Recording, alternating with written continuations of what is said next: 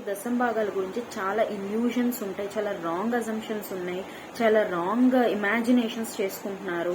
అసలు ఒక దశమ భాగం అంటే ఒక వ్యాపారం లాగా చూస్తున్నారు. కానీ మనం బైబిల్లో చూస్తే జనాలు ఇస్తూ ఉంటే అంటండి, ఆ సంఘంలో ఉన్నవారు అక్కడ యాజకులతో సహా అక్కడ పరిచర్య చేయవారు అందరూ తినగా, వారు సమృద్ధిగా తినగా ఇంకా ఎక్కువగా రాసులు రాసులుగా అక్కడ ఉండబడిందంటండి, రాసులు రాసులుగా మిగిలిపోతుందంట. అంటే దేవుడు ఎంత గొప్పగా జనులను ఆశీర్వదిస్తే అంత సమృద్ధిగా అక్కడ సంఘంలో దేవుడు వాళ్ళకి, యాజకులకి, పరిచారకులకి, సేవకులకి అందరికి దేవుడు అక్కడ సమకూర్చాడు.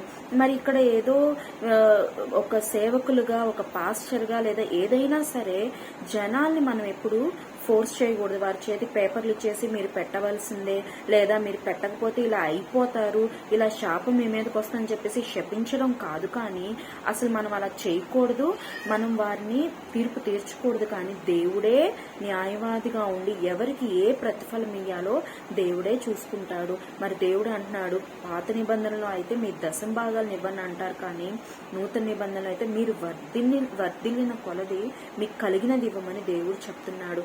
మరి నువ్వు ఎంత ఇస్తే దేవుడు నిన్ను అంత గొప్పగా ఆశీర్వదిస్తాడు.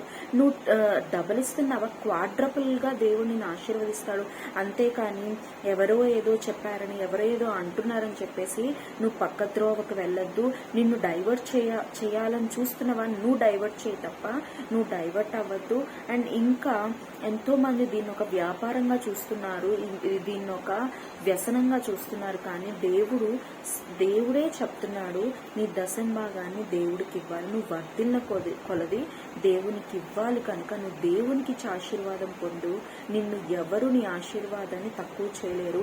దేవుడే నిన్ను ఆశీర్వదించి గొప్ప చేస్తాడు. ఎవరికి మాట్లాడే అవకాశం ఇవ్వద్దు.